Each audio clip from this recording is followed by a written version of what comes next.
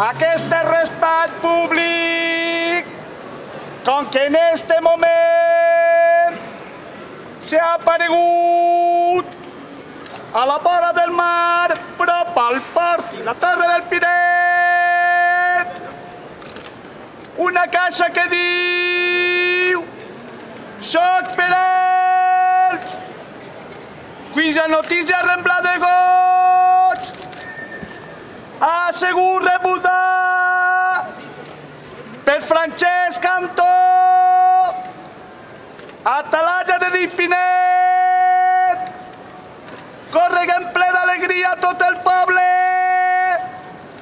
per atraure el tresor encontrat en tot l'esplendor que se mereix.